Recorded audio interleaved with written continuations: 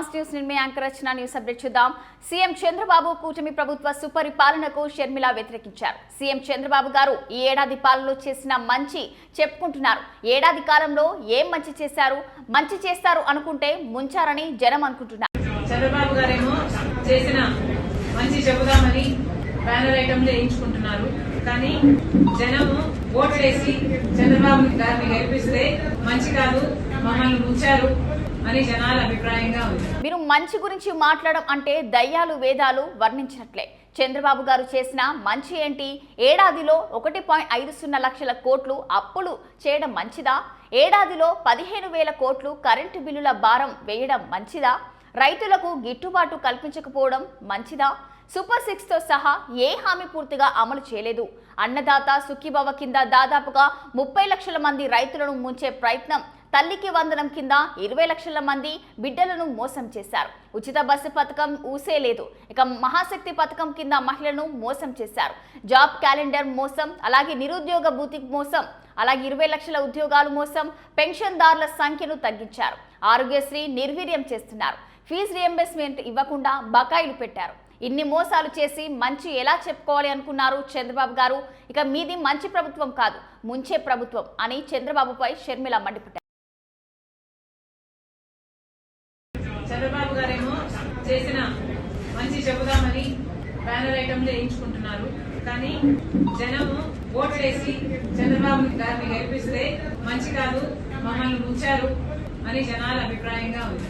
ముంచిన వాళ్ళే మంచి చేస్తాం లేక మంచి చెప్పుకుంటాం అని చెప్తున్నారంటే దయాలు వేదాలు వర్ణిస్తున్నట్టే.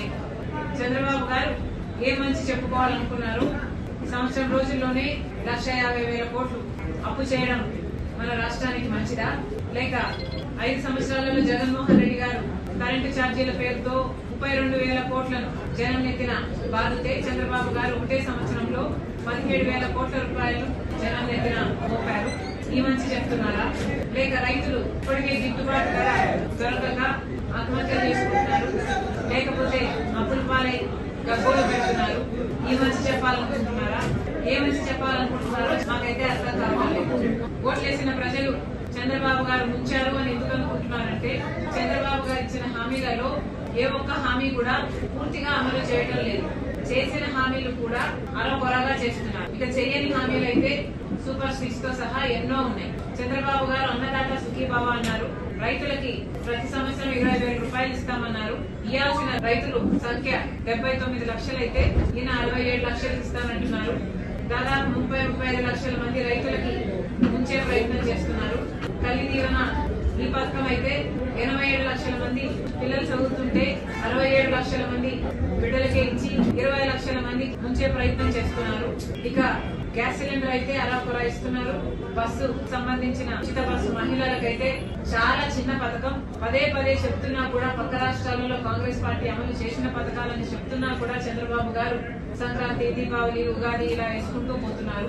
మహిళలకి మహాశక్తి అని నెలకు 1,500 రూపాయలు ఇస్తామన్నారు. అంటే సంవత్సరానికి 18,000 రూపాయలు. 18 ఏళ్లు దాటిన పేదవాళ్ళందరికీ ఇస్తానన్నాడు. అంటే దాదాపు 2 కోట్ల మంది ఉంటారు.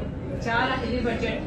ఇప్పుడేమో చంద్రబాబు గారు దీన్ని కొత్తగా P4తో లింక్ పెట్టాలా అన్నట్టుగా మాట్లాడుతున్నారు. చంద్రబాబు గారు సూపర్ 6 డబ్బా కొట్టుకున్నప్పుడు లేకపోతే సూపర్ 6 అమలు చేస్తామని ఎలక్షన్ అప్పుడు తిరిగినప్పుడు P4తో సంబంధం పెడతామని చంద్రబాబు గారు ఎక్కడా చెప్పలేదు. ఇప్పుడేమో P4కు పెడతాము అని చెప్తున్నారు. మరి చంద్రబాబు గారి ముంచే ప్రయత్నం కాకపోతే ఏంటి అని అడుగుతున్నాం.